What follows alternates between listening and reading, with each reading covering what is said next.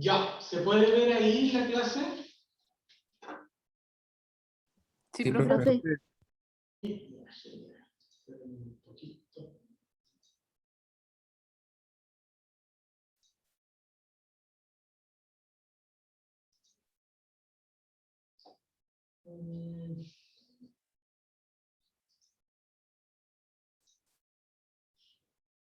Ya.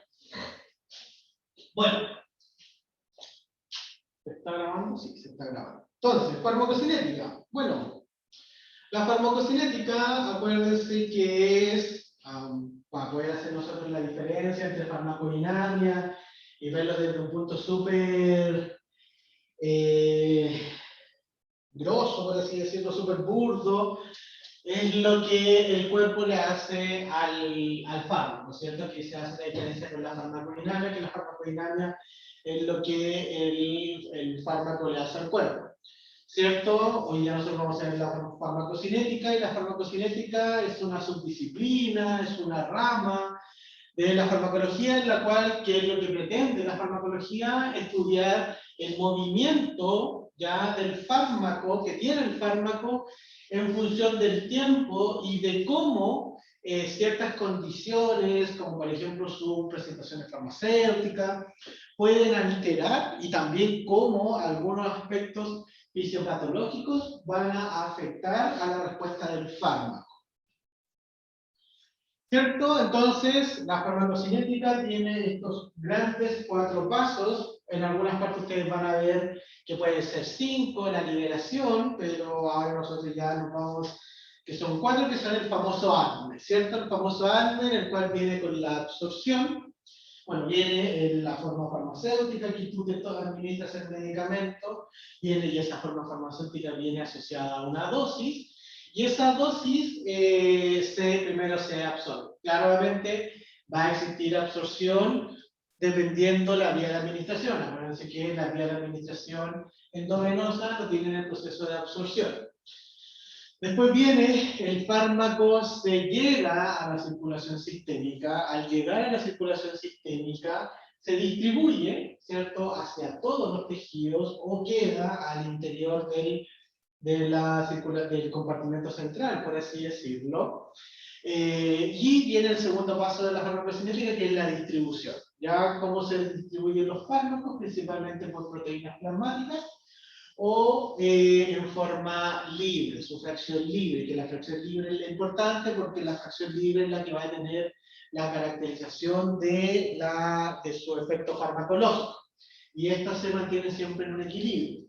Después de la distribución, ya que tiene mucho que ver con el tema de la eliminación, está el metabolismo. ¿Cierto? Acuérdense que el metabolismo, una de las funciones que tiene el metabolismo es generar la eliminación del fármaco, porque a partir de las reacciones de fase 1 y a partir de las reacciones de fase 2, se genera una molécula que es mucho más hidrosoluble, ¿ya?, para poder eliminar por el agua. Acá se encuentran las famosas curvas de la farmacocinética, se encuentran 2, una que es de una vía oral y otra que es de una vía intravenosa. La primera, bueno, las dos tienen este parámetro que se denomina el área bajo la curva, el ABC o el AUC, dependiendo cómo ustedes lo encuentren en los libros, pero hace distinción principalmente porque se hacen transformaciones matemáticas de ese área bajo la curva, que se ven principalmente en las asignaturas de biofarmacia y farmacocinética, que al final se van a llevar a lo que es la concentración plasmática, ¿cierto? La concentración sanguínea del fármaco. Esto es concentración plasmática según el tiempo, parece que todo el tiempo. ¿Cuál es la principal diferencia? Si ustedes ven acá, que la concentración de curva de farmacocinética de una vía intravenosa parte desde el 100%, por así decirlo, si lo manejamos en porcentaje, y que posteriormente se va disminuyendo las concentraciones plasmáticas porque va ocurriendo este proceso de eliminación. A diferencia de la vía oral, que si ustedes ven, primero hay un pic, ¿cierto? Hay una subida de las concentraciones plasmáticas, después llega un equilibrio. ¿Qué es lo que ocurre en ese equilibrio? ¿Qué es lo que ocurre en ese pic?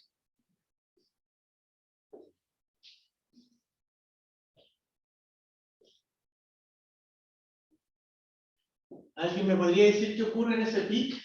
Concentración máxima. ¿Cuánto qué?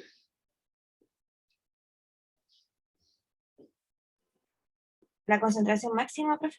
Ya, sí, la concentración máxima, pero en esa concentración máxima es cuando los procesos, tanto como de absorción y de eliminación, se equilibran. Existe un equilibrio entre lo que al final se está yendo con lo que se está absorbiendo.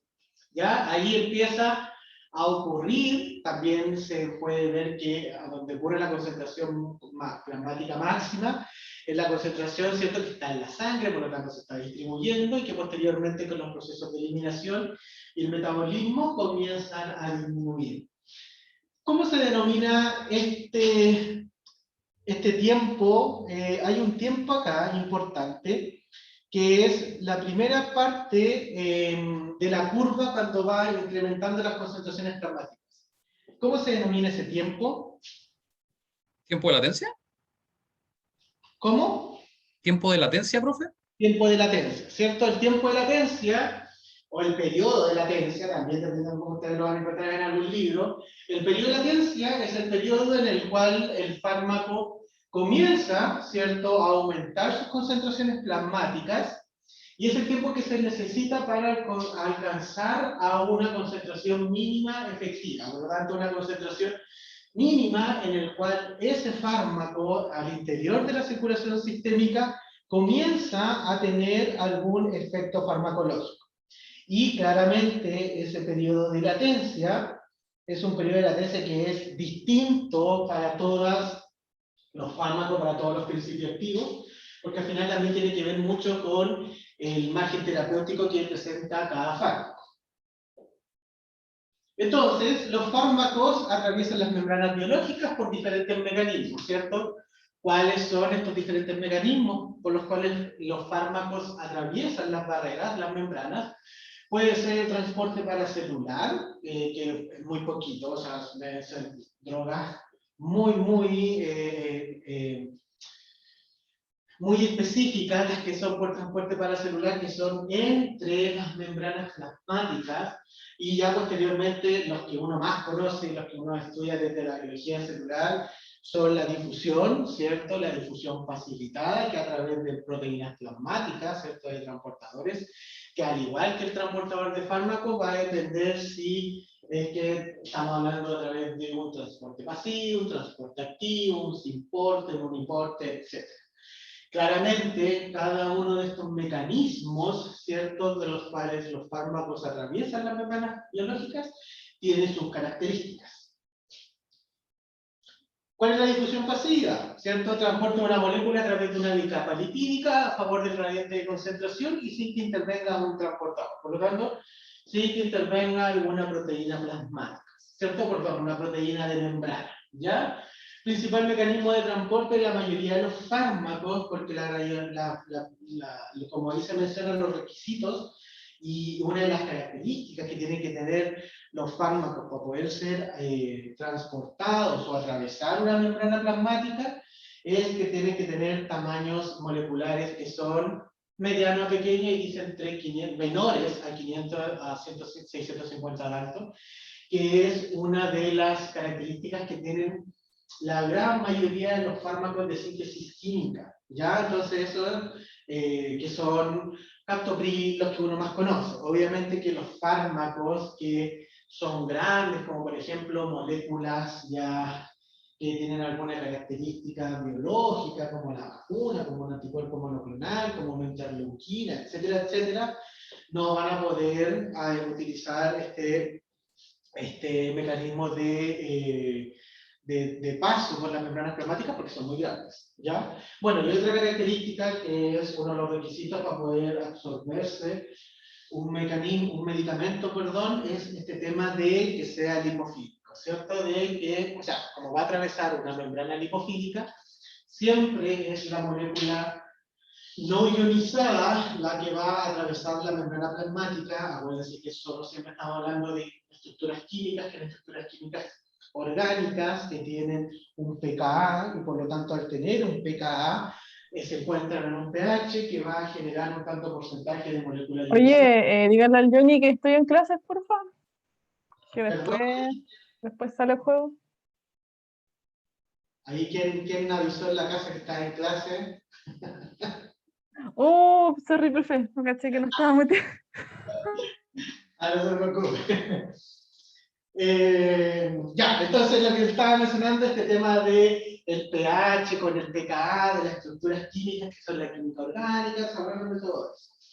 Bueno, ¿qué factores influyen en que una molécula, un fármaco se absorba por la difusión pasiva?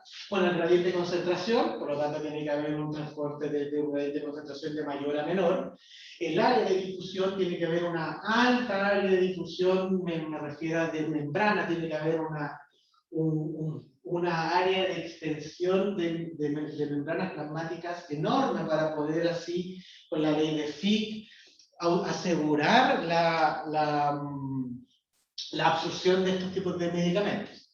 El tamaño de la molécula, lo que yo les decía, que tiene que tener un tamaño molecular mediano pequeño, y la liposolubilidad de la molécula, que es, no sé si se acordarán, por el logaritmo P, ¿ya? Que es el grado o el cociente de entre cómo se puede llegar a distribuir un fármaco entre lo que es lipídico con la solución acuosa. Bueno, al ser membranas biológicas ricas en lípidos, ¿cierto? Ese es uno de los principales componentes de las membranas biológicas, el fármaco requiere tener cierta afinidad con los componentes de esta para poder atravesar. Y acuérdense que cuál es la parte de la estructura química que puede absorberse, que puede atravesar la membrana plasmática, son las formas que se encuentran en su estado no ionizado. ¿Ya? Porque acuérdense que las moléculas que se encuentran cargadas nunca pueden atravesar las membranas plasmáticas por sí solas. Acuérdense que aquí estamos hablando de difusión pasiva, por lo tanto esos tipos de fármacos, tipos de moléculas en general, tendrían que necesitar alguna proteína transportadora para pasar desde el medio extracelular al medio intracelular. Acá hay algunos ejemplos, y por eso es tan importante, si se acordarán de la ecuación de Henderson-Hasselbalch, en el cual toma mucho en consideración el tema de los tampones, entre la concentración de ácido y la concentración de la base, entre la concentración del ionizado con la concentración del no ionizado. ¿Y por qué es tan interesante esto? Porque nosotros podemos ir calculando, dependiendo según el pKa de la molécula y según el pH donde se encuentre esa molécula, ver si esa molécula se puede absorber en esa parte anatómica o no se puede absorber en esa parte anatómica. Por ejemplo, ahí el amobarbital, que tiene un pKa de 8, pero se encuentra un pH de 7.4, después de todo el cálculo que se hace aquí, se dice que estará ionizado en el 20% restante. Por lo tanto, va a existir un 80% del amobarbital en ese sector anatómico que se va a encontrar su forma no ionizada y por lo tanto ese 80% se va a poder administrar, se va a poder, absorber. ¿Ya? A diferencia de la fenilpropanolamina, que tiene un pKa, es una molécula básica, tiene un pKa de 9.4, y por lo tanto, con ese mismo pH, ya el pH 7.4 que les mencionaba anteriormente, se hacen los cálculos respectivos, y uno puede decir que a ese pH y con ese pKa se va a estar ionizada en un 99%. Por lo tanto, la fenilpropanolamina, en ese sector anatómico que se encuentra ese pH de 7.4, no se va a poder absorber porque principalmente se encuentra en su forma ionizada. ¿Qué otro aspecto también en este tema? De la solubilidad, ¿cierto? El logaritmo P, que se hace la distinción, el cociente entre la concentración del fármaco en el ambiente lipídico con respecto a la concentración del fármaco en el medio acuoso, ¿ya? Eso se pueden determinar por una forma teórica, pero también puede existir por su forma experimental. Pero uno entendería de que a una mayor liposolubilidad, como se ve ahí en ese ejemplo de la familia de los barbitales, ya al ir aumentando hidrocarburos, ya si ustedes ven ahí el fenobarbital, el atrobarbital, el butelar, el ciclobarbital, tienen cierto porcentaje de absorción, pero al ir aumentando carbono, como por ejemplo el pentobarbital, el secobarbital, el excetal, aumenta su liposolubilidad y por lo tanto al aumentar su liposolubilidad aumenta su absorción. Transporte a través de proteínas, bueno, son selectivos, son saturables. ¿Por qué son saturables? ¿Por qué son saturables?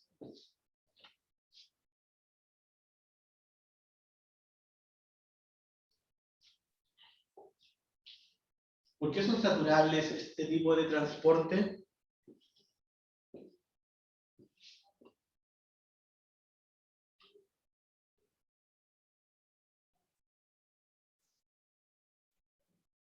Porque, porque las células tienen, ¿cómo se llama? Pueden metabolizarlas, pero hasta cierto punto estas moléculas. Después, es como el alcohol. Después de cierto punto, no, aunque se incremente en la sangre la concentración de algún principio activo, el cuerpo no puede trabajar más rápido en su degradación o en su metabolización. Ya, o sea, tiene, sí, pero ahí está hablando más que nada de la saturación del efecto farmacológico, por así decirlo. Ya, porque claro, no hay, y dio el ejemplo del tema del alcohol, sí. Pero aquí yo estoy hablando del tema de los transportes, ya, de por qué estos son saturables, por qué las proteínas son saturables. ¿Por qué todo transporte que tenga el uso de alguna proteína se dice que es saturable?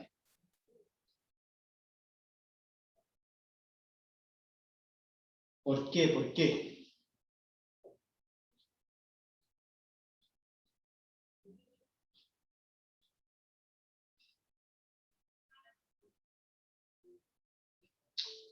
Ah, lo saben, si lo saben, ¿por qué será?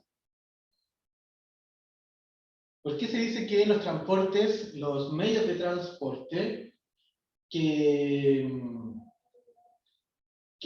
utilizan proteínas son saturables? Perdón.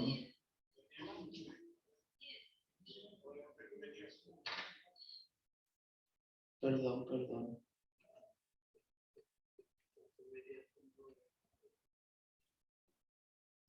Ya, ¿por qué creen? Porque acuérdense que cuando uno dice que es saturable, y al final porque son proteínas, acuérdense que las proteínas son números finitos. Nosotros no tenemos números infinitos de proteínas. Por lo tanto, acuérdense de la teoría de receptores. La teoría de receptores dice que va a llegar a un punto en el cual la ocupación de los receptores va a ser el 100%, y ahí está relacionado con lo que mencionaba Daniel, este tema de que ya no va a haber una mayor actividad farmacológica, sino que porque ya no hay más receptores, no hay más proteínas, porque las proteínas están todas ocupadas. A eso significa que sean saturadas. Y como son proteínas, se pueden inhibir o se pueden activar.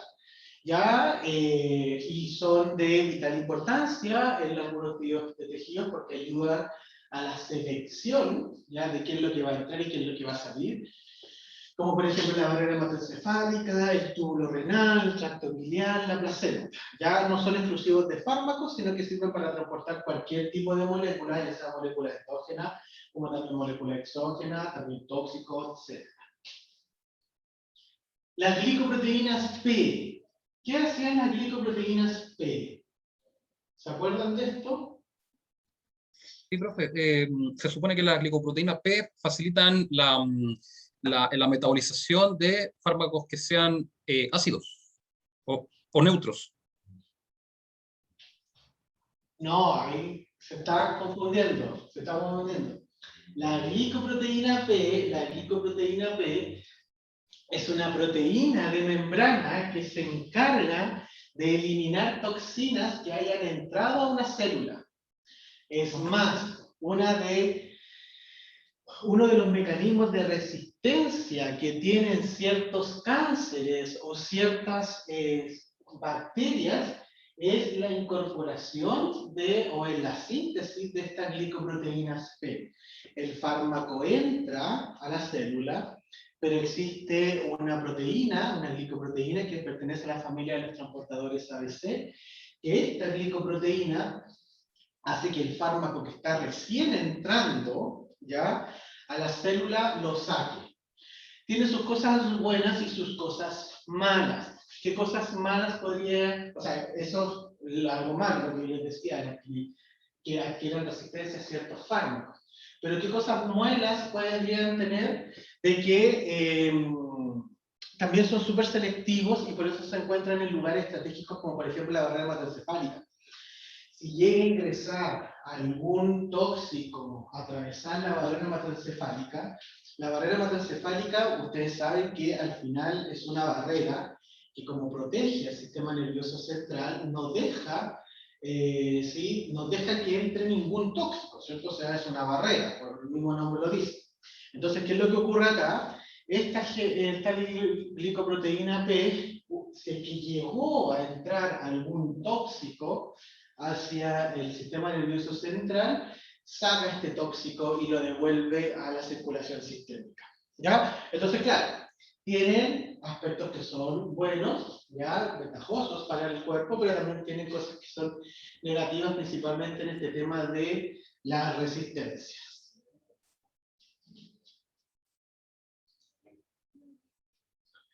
La absorción, bueno, movimiento del fármaco desde el sitio de administración hacia la circulación sistémica e incluye la liberación, la solubilización, el transporte a través de las membranas celulares y la eliminación presistémica. ¿Qué era la eliminación presistémica? ¿Qué otro nombre tenía la eliminación presistémica?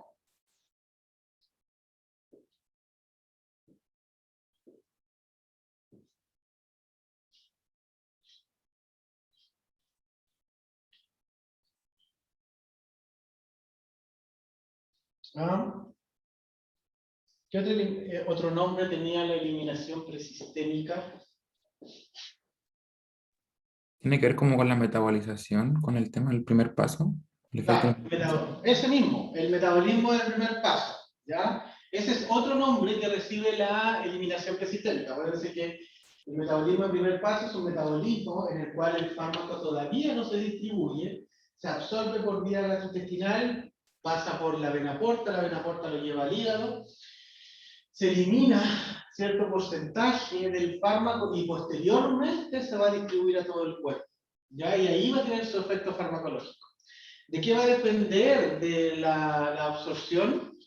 Bueno, de las características físico-químicas del fármaco, como por ejemplo de la liposolubilidad, las características de las preparaciones farmacéuticas, de las formas farmacéuticas, en general las formas farmacéuticas, por ejemplo, las líquidas, un jarabe, una emulsión, tienen una mayor biodisponibilidad, tienen como ya están solubles, eso hace que tengan una mayor una solubilidad y una absorción mucho más rápida en comparación con un comprimido convencional. Y dependiendo de las características del lugar de absorción, aquí me llevo principalmente al área de absorción, al pH de la absorción, que tiene que ver mucho con el pKa de la molécula, con la ecuación de Henderson-Hasselbalch, el flujo sanguíneo, lugares que son altamente con flujo sanguíneo van a generar una alta tasa de absorción de los fármacos. Bueno, aquí dice los que tienen menor velocidad, de lo que les mencionaba, menor velocidad de absorción, son los comprimidos, hasta los que tienen mayor velocidad de absorción, que son los jarabes. ¿Por qué? Porque voy a decir que los jarabes, el principio activo ya se encuentra solubilizado, por lo tanto al estar solubilizado, ya se encuentran partículas que están listas para absorberse. En el caso de los comprimidos se tienen que primero reducir de tamaño, se tienen que desintegrar, para posteriormente disolverse. ¿Profe? ¿Sí? ¿Y los jarabes o la inyección cuál sería más rápido? es que la inyección, si es una inyección endovenosa, no hay absorción, porque esa pasa directamente al torrente. Si estamos hablando de una inyección, por ejemplo, intramuscular o subcutánea, también puede ser, ahí claramente la absorción va a ser mucho más rápida en comparación con un comprimido o con un jarabe. ¿Ya? Ya, profe, gracias. Bueno, teniendo en cuenta las características de la absorción, ¿por qué siempre es el intestino delgado o la gran mayoría de los fármacos se administran, o sea, perdón, se absorben por el intestino delgado? ¿Por qué? Porque tiene gran superficie de absorción, porque tiene un elevado flujo sanguíneo, porque presenta bilis, que eso lo hace tener una característica de tensoactivo para las moléculas que son liposolubles, y principalmente son mecanismos de transporte pasivo. Acá hay una regla que claramente no se sigue, ya no es siempre así, en el cual que dice que los fármacos ácidos, ya principalmente, se van a absorber, bueno, tanto los ácidos como los básicos se van a absorber principalmente en el intestino delgado, y se hace la distinción entre el estómago y el colon, más que nada. ¿Por qué? Por eso es tan importante, por eso le hago el recalco de este tema de la ecuación de personal de Hasselbalch, porque dependiendo del pH, tanto del colon como el pH del estómago, hace que tanto para moléculas, fármacos básicos, fármacos ácidos, tengan mayor proporción de la forma no ionizada, por lo tanto se pueden absorber en ese sector. Bueno, acá lo que mencionaba el metabolismo primer paso. Claramente, si ustedes ven ahí, la dosis que uno va a administrarse es alta, ¿cierto? Vamos viendo por 500 miligramos, pero posteriormente ese fármaco a esa dosis va a ir disminuyendo, ¿cierto? Porque va a ir pasando por varias barreras, por así decirlo, antes de llegar a la circulación sistémica, que si ustedes ven acá, como que el tamaño de lo que comenzó es muy distinto a lo del tamaño que terminó. ¿Ya? Por eso, cuando son fármacos que tienen un metabolismo de primer paso que es elevado, que es muy grande, por así decirlo, muy importante, se tiene que evitar esta vía de administración, la vía oral, y se tiene que optar por otra vía de administración, como la vía sublingual o la vía endovenosa, dependiendo también la posibilidad de poder, si es que ese principio activo se encuentra en esas formas farmacéuticas. Bueno, acá está la relación existente entre las vías de administración versus la velocidad de absorción. Claramente la vía intravenosa no hay absorción, por lo tanto parte directa desde toda la dosis, después viene la intramuscular, la subcutánea y la oral, ahí lo que yo les mencionaba. Este tema, si es una jeringa intramuscular o subcutánea, igual va a haber una absorción que va a ser mucho más rápida en comparación con una forma farmacéutica por vía oral. ¿Qué factores afectan a la absorción? Pueden ser factores fisiológicos como factores fisiopatológicos. Factores fisiológicos como motilidad intestinal, pH, flujo sanguíneo, algún alimento por alguna interacción fármaco-nutriente, que puede ser que justo ese nutriente, justo con ese fármaco, van a optar por el mismo transportador. Entonces va a haber una interacción a nivel de la absorción, a nivel de transportadores. Y bueno, y factores fisiopatológicos, ¿por qué? Porque cualquier patología que afecta al pH, cualquier patología que afecta la motilidad, cualquier patología que afecta el vaciamiento gástrico, va a afectar el proceso de absorción. Por eso, uno dice que el vaciamiento gástrico, si generalmente las comidas que son calientes, ¿cierto?, van a enlentecer el vaciamiento gástrico, por lo tanto, al enlentecer el vaciamiento gástrico va a haber menor absorción. Y es por eso que se indica que la absorción sea siempre con agua helada. Muchas veces a lo mejor la abuelita se toma sus medicamentos con té caliente. Eso genera un retraso del vaciamiento gástrico porque los alimentos calientes disminuyen la motilidad gastrointestinal. Por lo tanto, ese medicamento se va a absorber en menor proporción. Dentro de la absorción también hay que tener en cuenta las cinéticas, ¿cierto? La cinética de absorción cuantifica la entrada de fármaco en la circulación sistémica y engloba, ya cuando uno habla de cinética de absorción, a distintos procesos. Y ahí va a ser desde la liberación, disolución, absorción propiamente dicha, y la eliminación. Acuérdense que cuando ocurre este equilibrio entre lo que se está absorbiendo con la eliminación es cuando se llega a este pico. Y a partir de esta cinética de absorción existe un, por así decirlo, un nuevo componente, un nuevo término, no sé si lo habrán escuchado, que es la velocidad de absorción. La velocidad de absorción es el número de moléculas de un fármaco que se absorbe en una unidad de tiempo.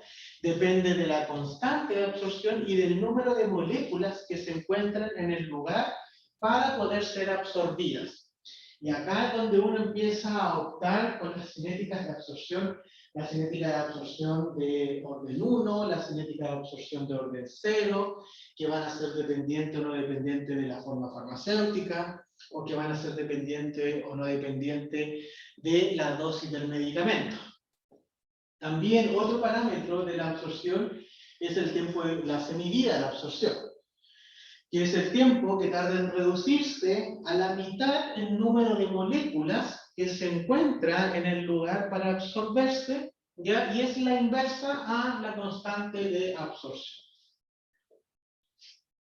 Acá se encuentra la cinética de absorción 1. ¿Qué características tiene la cinética de absorción 1? Es que la velocidad de absorción, de cómo se está absorbiendo el principio activo, depende de la diferencia de concentración y de la constante de absorción. O sea, ¿a qué me refiero con la diferencia de concentración? La diferencia de concentración entre el lugar donde se está absorbiendo con la circulación sistémica. La velocidad de absorción disminuye con la cantidad de fármaco que queda por absorberse. O sea, mientras menos fármaco, mientras menos moléculas de fármaco se encuentran en el lugar de absorción, menor va a ser la velocidad de absorción. Al inicio, la totalidad de las moléculas están disponibles para absorberse y van disminuyendo a medida que se van absorbiendo. Y el número de moléculas que se absorbe por unidad de tiempo disminuye en una forma exponencial. ¿Ya? Y la gran mayoría de todas las formas farmacéuticas son las cinéticas de orden 1. O sea, optan por una cinética de orden 1. Acá otras características de la cinética de absorción de orden 1, la constante de absorción es la probabilidad que tiene una molécula de absorberse en la unidad de tiempo, ¿ya? La vida media, tiempo que tarda en reducirse a la mitad el número de moléculas que quedan por absorberse, el tiempo de vida media de absorción, que no hay que confundirlo con el tiempo de vida media de eliminación. Y cuanto más rápida es la absorción de un fármaco, tendrá una mayor constante de absorción, y por lo tanto, al haber una constante de absorción mayor, el tiempo de vida media de absorción se va a ir disminuyendo. Acuérdense que una es recíproco de la otra, por lo tanto, una al ir aumentando, disminuye la otra. ¿Qué características tiene la cinética de absorción 0? ¿Ya? Bueno, la velocidad de absorción no depende de la diferencia de concentraciones que se encuentran en el sistema gastrointestinal con la circulación sistémica. Depende de la solubilidad del fármaco. Al haber más fármaco soluble, por lo tanto va a haber una mayor velocidad. El número de moléculas que se absorbe por unidad de tiempo no disminuyen con el tiempo. ¿Ya? Eso es súper importante. Permanece constante durante todo el proceso de absorción y las moléculas absorbidas vienen desde un depósito. Por lo tanto, yo les pregunto, ¿qué forma farmacéutica tiene esta cinética de absorción de orden 0?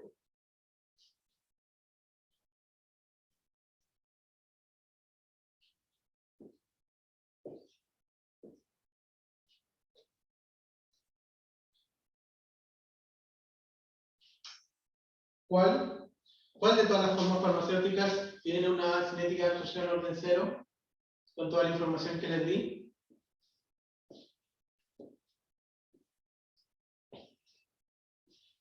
Esto lo vieron, ¿cierto? ¿Se acuerdan de farmacología 1?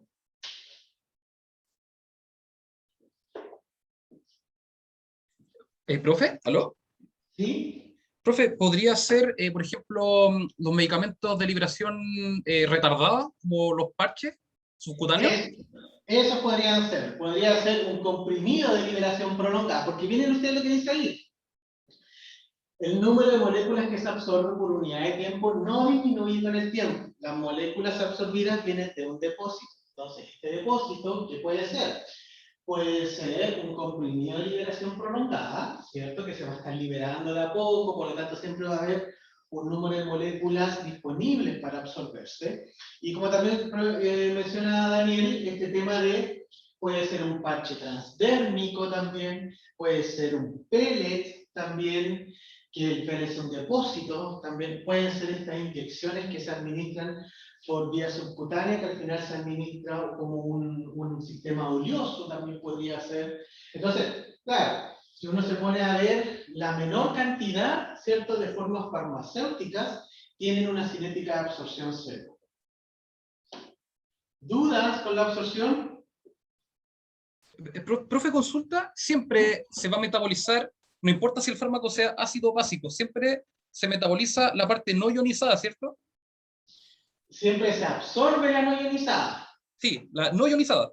Claro, y después, como se va a absorber la no ionizada, es la no ionizada la que se va a distribuir, la no ionizada la que se va a metabolizar, y ahí sucesivamente.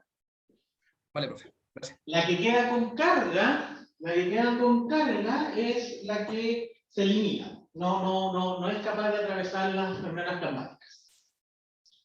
Vale, profe.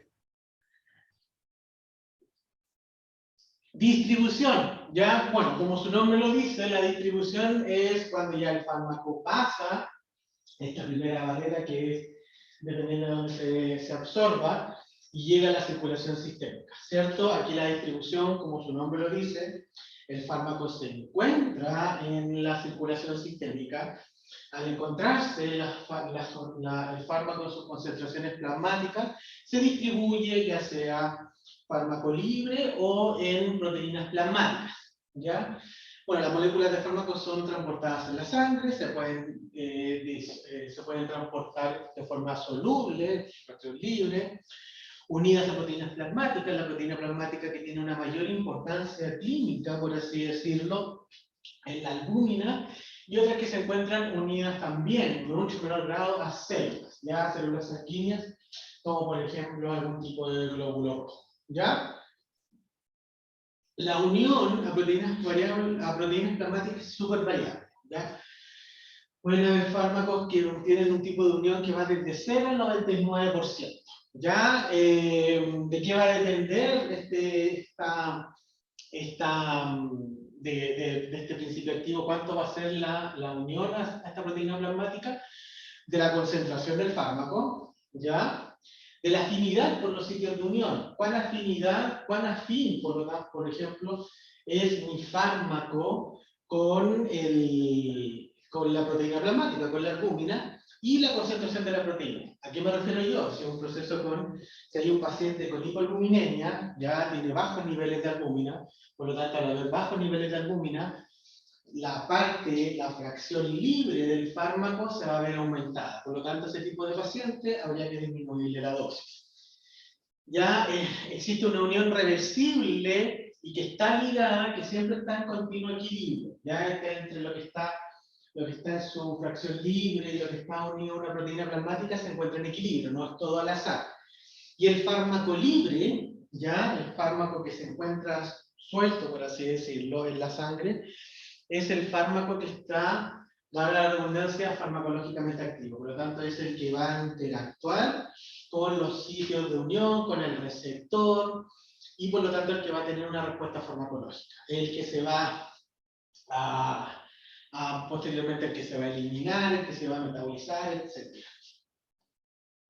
Bueno, hay muchos fármacos que tienen alta afinidad a proteínas plasmáticas, por lo que una fracción importante de la dosis queda retenida en el compartimento intravascular.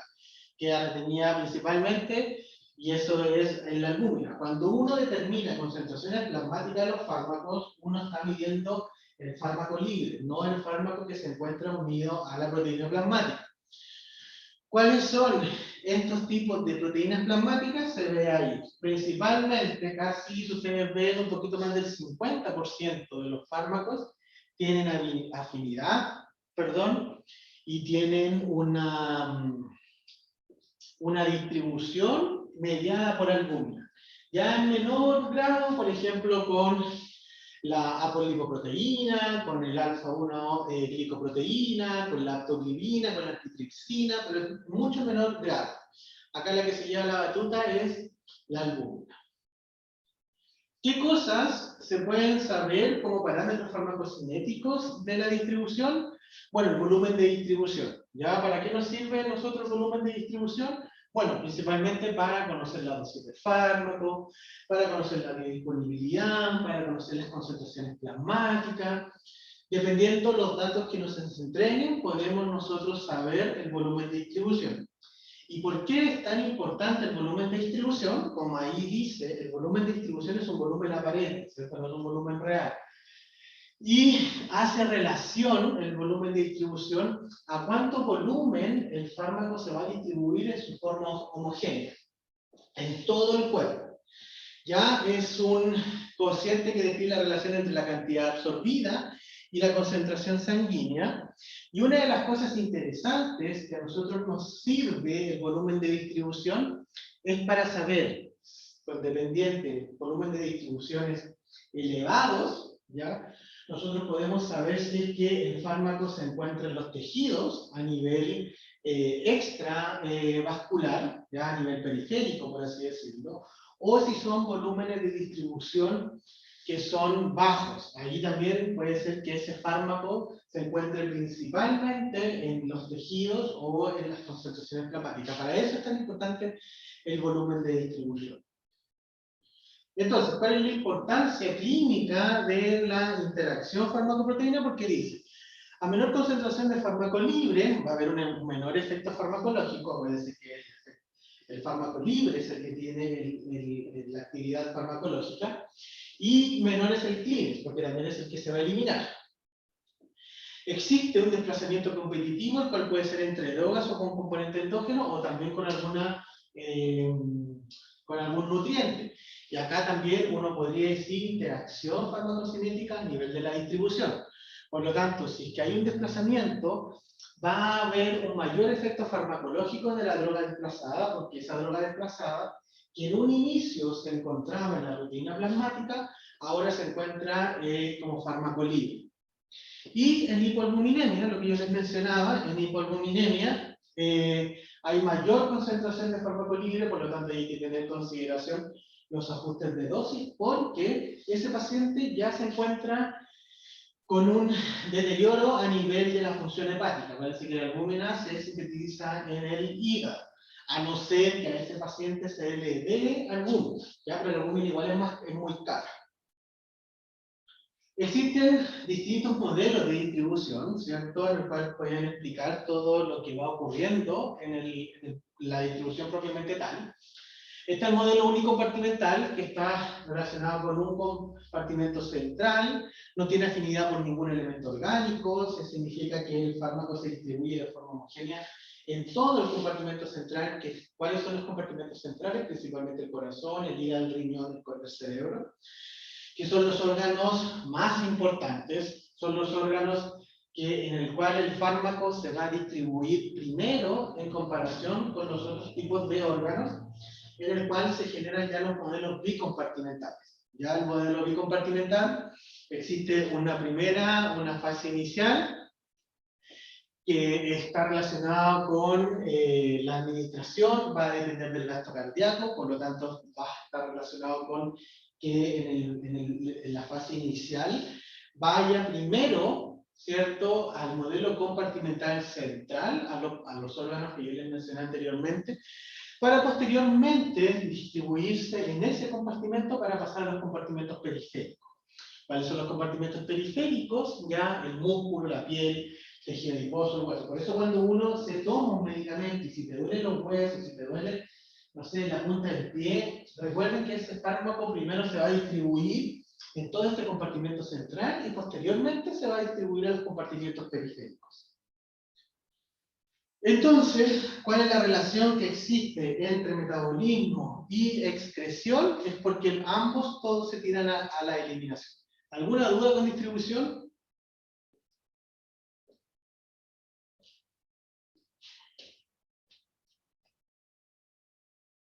No, profe.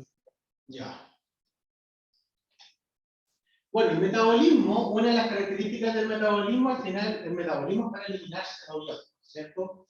Como ahí dice, es la conversión de una sustancia química, desde tenerla desde una forma de reactivo, por así decirlo, pasa por ciertas reacciones químicas para transformarlo en producto.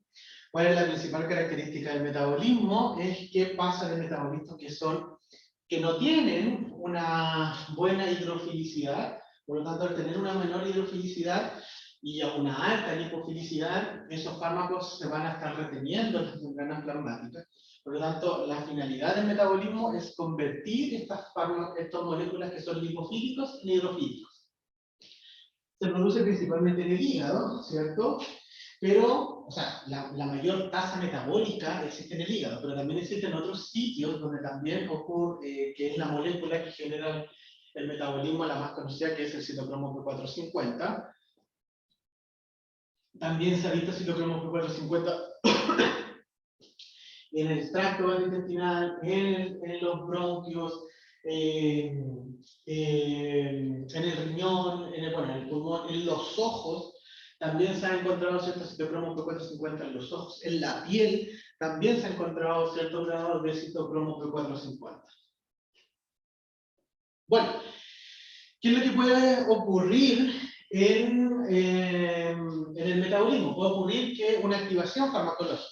Esto pasa de un fármaco que es un compuesto inactivo, se metaboliza y pasa a un compuesto que es farmacológicamente activo. ¿Cómo se denominaría ahora este compuesto inactivo al inicio? ¿Qué nombre tiene ese? ¿Profármaco? ¿Ah? ¿Un profármaco, profe? Profármaco, cierto, un profármaco. Acá se muestra ¿cómo se llama el ejemplo? Que pasa de la L-dopa, se metaboliza por la dopa descarboxilasa y se transforma en dopamina. ¿Qué puede ocurrir también? Puede haber una mantención de la actividad farmacológica.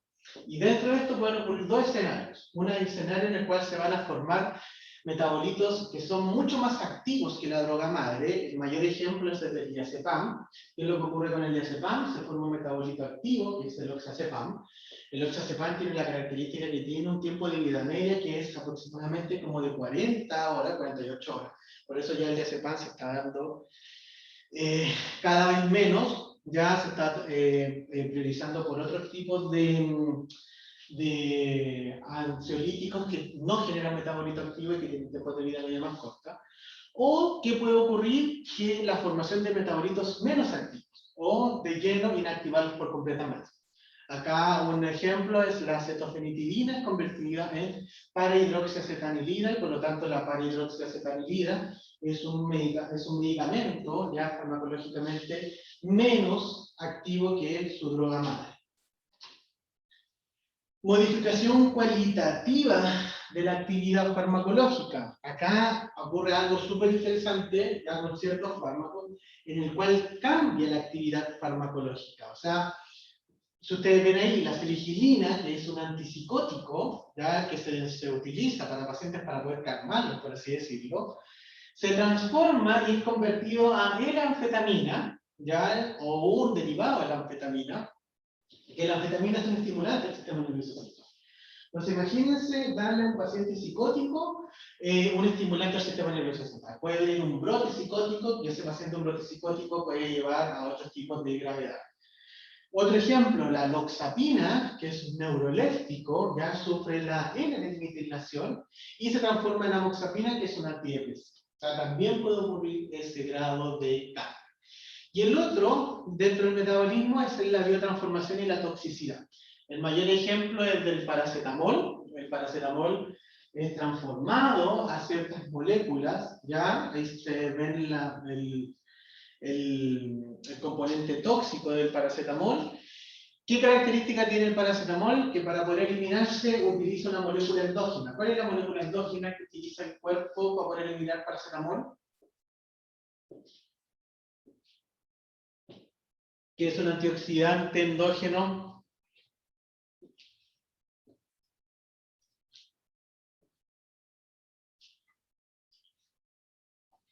¿Ah? ¿Y cuál es el antídoto en la toxicidad del paracetamol? El antídoto es la N-acetilcisteína. La N-acetilcisteína, porque la N-acetilcisteína, ¿qué es lo que hace?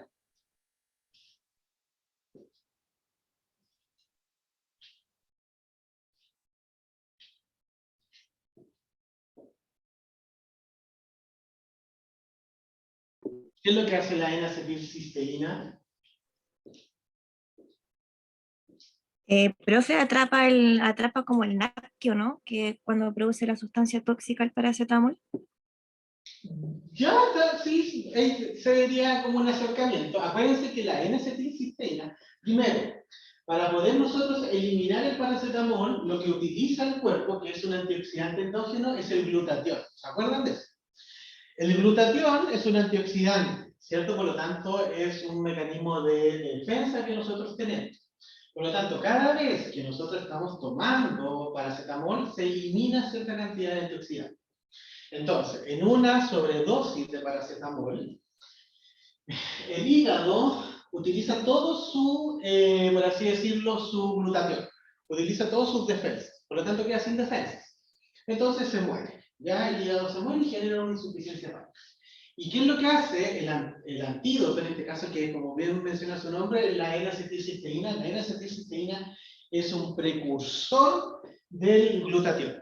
¿Ya? Y es así como uno puede revertir la toxicidad por paracetamol. El metabolismo se divide en reacciones, ¿cierto? Están las reacciones de fase 1 y las reacciones de fase 2. Las reacciones de fase 1 principalmente es donde se introducen pequeños grupos funcionales como sulfidrilos, nitrilos, hidroxilos, etc. Y las reacciones de fase 2, es donde se incorporan, se introducen grandes grupos químicos, como por ejemplo un ácido glucurónido, un ácido sulfúrico, un ácido acético, se incorporan aminoácidos, y al final las reacciones de fase 2, tú te aseguras que se genere una molécula altamente hidrofílica y por lo tanto se puede eliminar por la orina.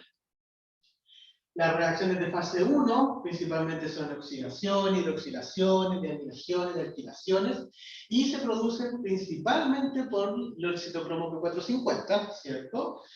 Y las reacciones de fase 2 viene un derivado de las de fase 1, en el cual ese derivado, por ejemplo el ácido salicílico aún no es lo tan suficientemente hidrofílico para que se pueda eliminar, por lo tanto tiene que pasar por las reacciones de fase 2.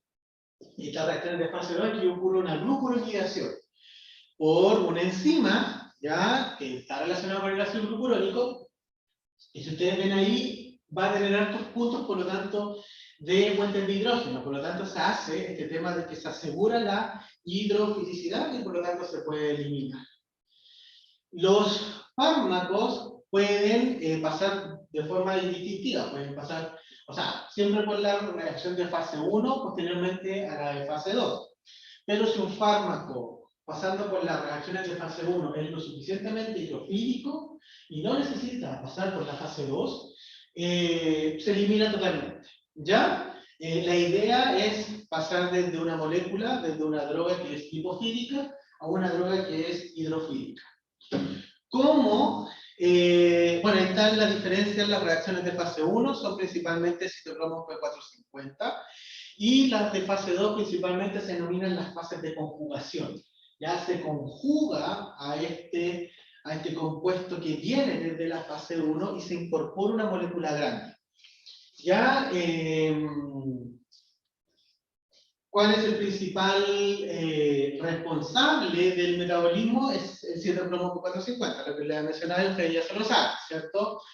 Son hemoproteínas, por lo tanto tienen un grupo hemo, ya que absorben luz a los 450 nanómetros, por eso se denomina citocromo P450.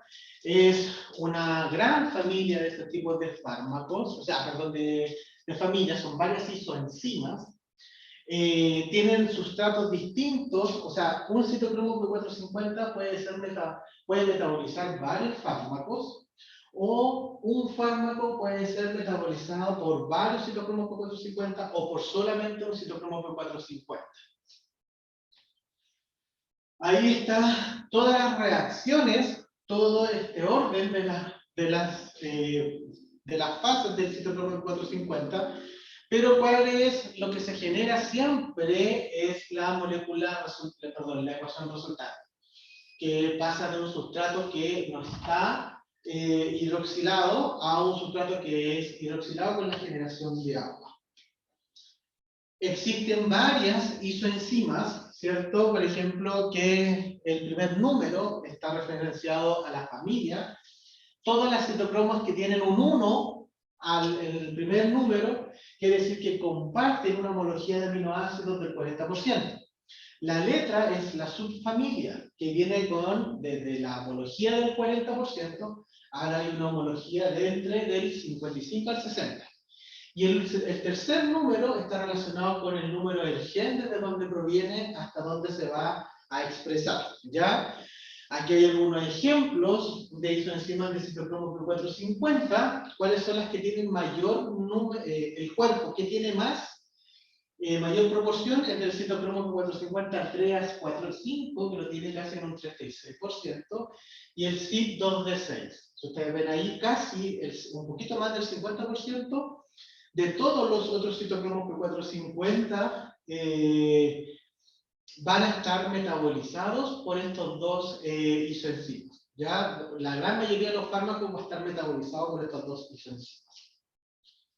Dentro de los citocromos P450 existen lo que son los inhibidores y los que son los inductores. ¿Alguien me puede explicar lo que eran los inhibidores del citocromo P450?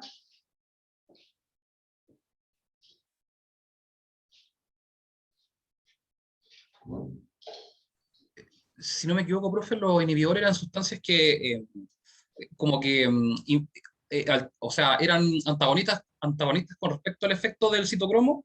Entonces esto facilita o incrementa la cantidad de principio activo que puede metabolizarse. Y por lo tanto igual es peligroso porque puede generar reacciones de intoxicación. Y los inductores, no me acuerdo en verdad, pero los inhibidores eso era. Ya, bueno, ahí para modificar un poquito el vocabulario, no estamos hablando de aquí de antagonismo ni de agonismo, ¿ya?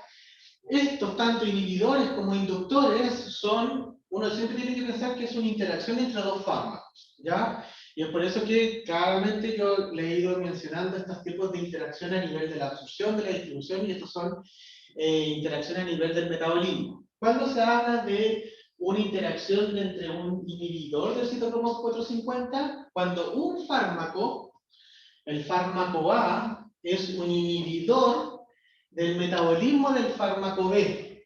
Por lo tanto, en ese caso, el inhibidor del fármaco A el fármaco A es el inhibidor del metabolismo del fármaco B. El fármaco B, ¿qué es lo que va a ocurrir? ¿Qué le va a ocurrir al fármaco B si se está inhibiendo su metabolismo?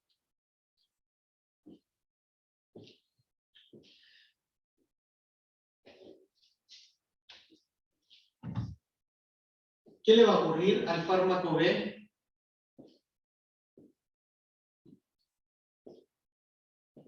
No va a tener la actividad terapéutica que debería tener. No, porque aquí estamos hablando de metabolismo ya aquí se está eliminando. ¿Qué le va a pasar a un fármaco ¿Aumenta? cuando se está inhibiendo su metabolismo? ¿Qué va a aumentar? ¿Aumenta su concentración? Ya aumenta sus concentraciones, más que nada que aumentarlas, se mantienen, porque al final, ¿qué es lo que tú estás inhibiendo? Tú estás inhibiendo la eliminación de ese fármaco, porque tú al inhibir el metabolismo del fármaco B, tú al final estás inhibiendo que ese fármaco B se haga más hidrofílico, por lo tanto, al inhibirlo que se haga más hidrofílico, no se va a poder eliminar, por lo tanto, sus concentraciones plasmáticas se van a mantener, ¿ya? A diferencia de lo que son los inductores, tú cuando un fármaco A induce el metabolismo del fármaco B, ahí tú el fármaco B, tú vas a inducir el fármaco A, vas a inducir el metabolismo del fármaco B, ¿cierto? Por lo tanto, vas a aumentar su metabolismo, por lo tanto, vas a hacer que ese fármaco se elimine mucho más rápido. A eso se refiere con los inhibidores y los inductores del metabolismo. ¿Dudas? No, profe. Ya.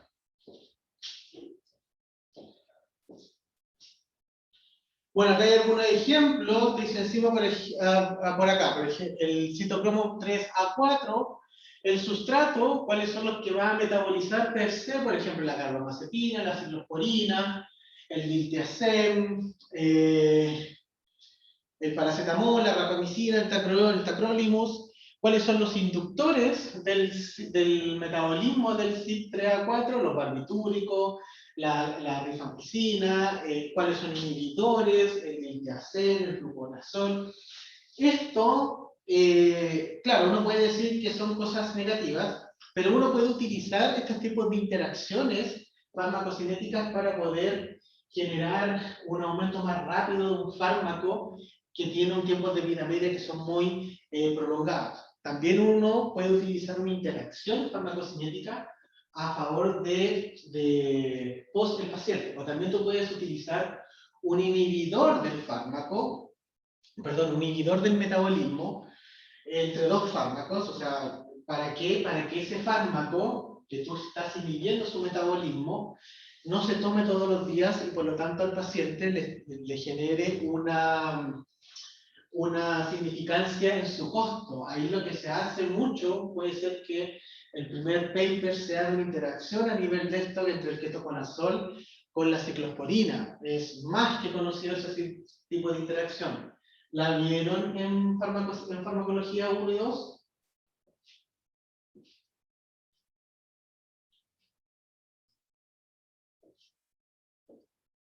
Lo que yo recuerdo, no, profe. Ya, ese es un tipo de interacción que se utiliza para poder sacarle provecho a esto. Ya también se pueden sacar provecho a los tipos de interacciones. Entonces ese podría ser nuestro primer paper que podríamos analizar. Bueno, y por último, la excreción. La excreción es el último paso de la farmacocinética. Principalmente siempre se hace alusión a la excreción renal, pero también existe la excreción a través de las heces, también existe una excreción a través de la leche, del sudor, del aire, de las lágrimas, o sea, pero cuando uno generalmente estudia excreción es el tema del riñón, ¿cierto? Es a través de 3 procesos, este tema de la fisiología, filtración glomerular, secreción y difusión pasiva, que es el tema de la reabsorción tubular. ¿Qué es lo que ocurre en la filtración glomerular? Principalmente moléculas de un peso molecular menor a 20 kilodalton, y acá uno tiene que hacer la distinción cuando uno ve a un paciente con algún tipo de bioquímica clínica de algunos componentes en la orina que no tendrían que estar en la orina porque a lo mejor hay problemas en la filtración glomerular. Hay secreciones tubulares activas, 80% de los fármacos pasan a los capilares peritubulares por túbulos proximales, o sea que no se filtran, sino que los túbulos proximales del riñón van a secretar ellos el fármaco, ¿ya?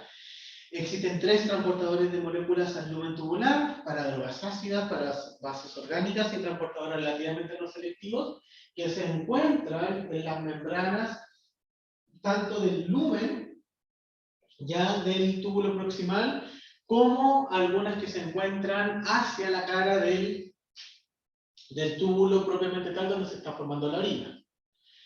Difusión pasiva a través del epitelio tubular. Bueno, el agua es reabsorbida, ¿cierto? El túbulo renal, el 99% del filtrado glomerular se reabsorbe. Fármacos que son ácidos o bases débiles cambian ionizando de acuerdo al pH del medio, efecto de atrapamiento iónico. Y es aquí donde también en ciertas características se pueden utilizar algún tipo de interacción a nivel de la excreción. ¿Por qué? Porque yo al modificar el pH de la orina, ¿cierto? Si yo modifico el pH de la orina, puedo generar que mi droga pase de un estado no iónico a un estado iónico, por lo tanto no se reabsorbe. Eso muchas veces pasa con el metotrexato. El metotrexato, ¿qué es lo que se hace? Cuando se administra el metotrexato, se administran también bonos de bicarbonato. Ya el bicarbonato, ¿para qué se utiliza? No el bicarbonato de forma de tampón, sino que el bicarbonato desde un punto de vista para alcalinizar la orina.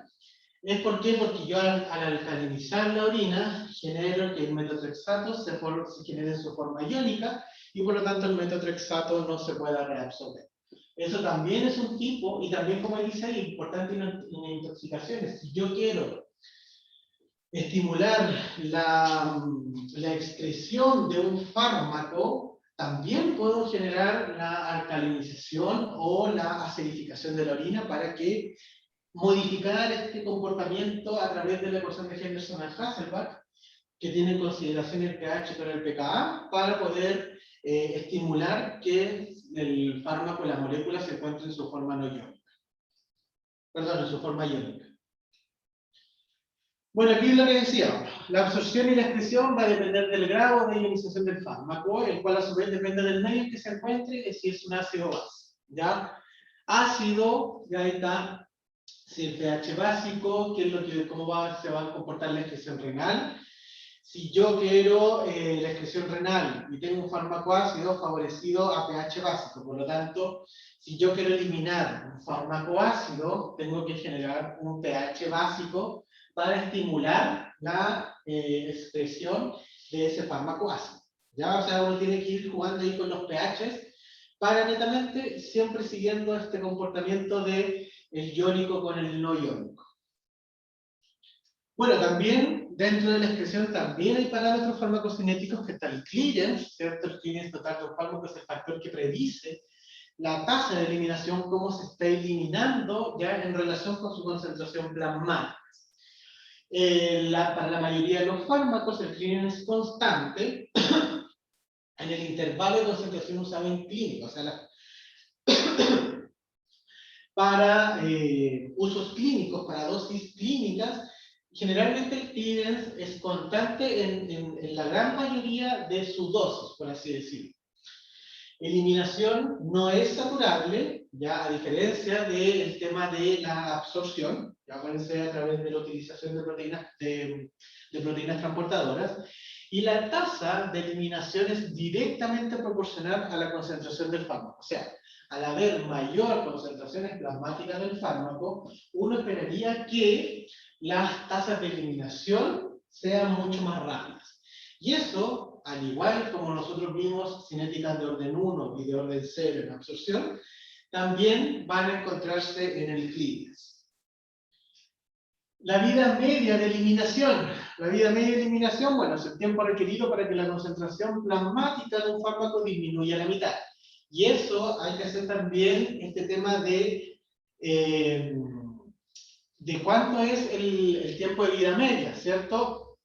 Bueno, el tiempo de vida media es 0,6693 por el volumen de distribución, y el clean, dividido por el clean, esa es la ecuación matemática que sale ahí, ¿cierto? Pero, ¿qué es lo que sale aquí? Si yo tengo, ¿cierto?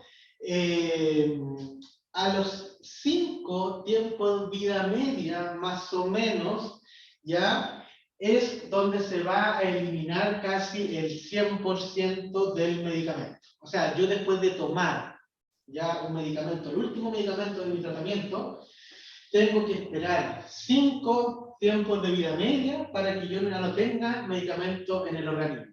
¿Ya? Por ejemplo, si el tiempo de media es de 24 horas, yo termino hoy día mi tratamiento, pero voy a tener medicamento hasta el próximo lunes, si mal no recuerdo, que voy a tener casi el 97% ya fuera de mi organismo de concentración plasmática. ¿Cuáles son las implicancias clínicas del tiempo de eliminación? Bueno, la vida media tiene relación con el tiempo que se demora en llegar al estado de equilibrio al administrar un fármaco en dosis múltiples. ¿Por qué? ¿Por qué es tan importante esto? Porque acuérdense que también uno cuando va a utilizar dosis múltiples, ¿a qué me refiero con dosis múltiples? Aquí yo me tomo una, después cada 8 o cada 6, estoy tomando o sea, tengo un orden de administración.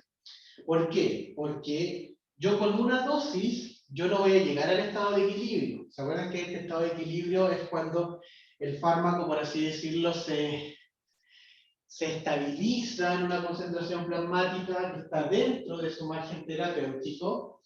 ¿Ya? ¿Y por qué es tan importante eso? Porque hay que tenerlo en consideración en pacientes crónicos. Cuando yo tengo un paciente crónico, al tomar la primera dosis, esa primera dosis no va a llegar de forma inmediata a este estado estacionario, que también se le denomina, sino que hay que estarle diciendo que a lo mejor al quinto día, al sexto día, o dependiendo de cuánto sea para cada fármaco, ahí recién se va a llegar al estado estacionario del fármaco y va a tener una actividad farmacológica ya de todos los días y de forma prolongada. También hay que tener en cuenta para los cambios de dosis, ¿ya? Y esto se ve en el último gráfico, si mal no recuerdo aquí. Por ejemplo, se está mencionando que a los 5 tiempos de vida media, yo voy a mantener o yo voy a llegar a un estado estacionario. Eso es con un puro fármaco. O a una dosis, ¿cierto? Que ahí dice dosis cada 6 horas. Acá dice el doble de dosis cada 6 horas. Pero, por ejemplo, ¿qué es lo que ocurre acá? Yo voy a tener una dosis, que es una dosis D, que también a mis 5 tiempos de vida media, o sea, a mi 10º día, porque es la dosis cada 12 horas, perdón, el tiempo de vida media es 12 horas, a los 5 tiempos de vida media, o sea, a la dosis 10, por así decirlo, yo voy a llegar al estado estacionario, ¿cierto? Yo voy a llegar al estado estacionario, por lo tanto voy a tener un paciente, por ejemplo, si está tomando antihipertensivo, voy a tener a ese paciente con unas presiones normales o relativamente normales. Pero ¿qué es lo que va a ocurrir? Yo a ese paciente se le va a cambiar la dosis de tratamiento. Ya se le va a aumentar la dosis, se le aumentó la dosis al doble. Tomaba 5 miligramos, por ejemplo, de amlodipino y se le aumentó a 10 miligramos de amlodipino. Acá es como si es que comenzara todo de nuevo, o sea, tienen que ocurrir 5 tiempos de vida media más para llegar a un nuevo estado estacionario de la dosis de amlodipino de 10 miligramos. ¿Se entendió?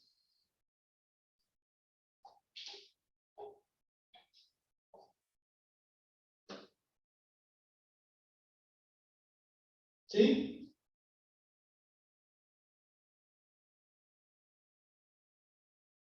¿Sí? ¿No?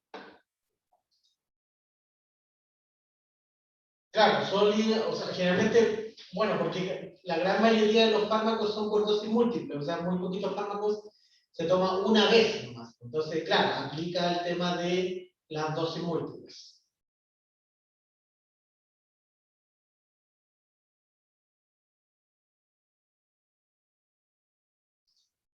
Bueno, ¿qué otra cosa más?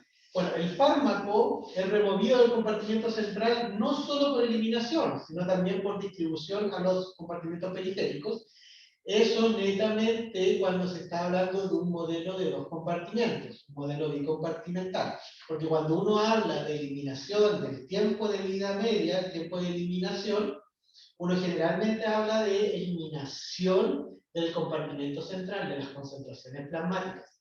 Pero hay que tener en cuenta de que si estamos hablando de un modelo bicompartimental, además de la eliminación desde el compartimento central, también hay una eliminación de los tejidos periféricos.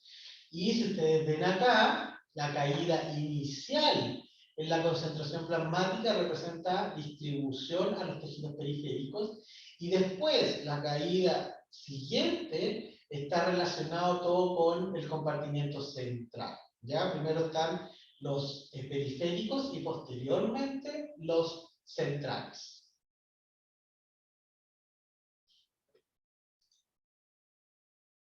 ¿Dudas? Consulta.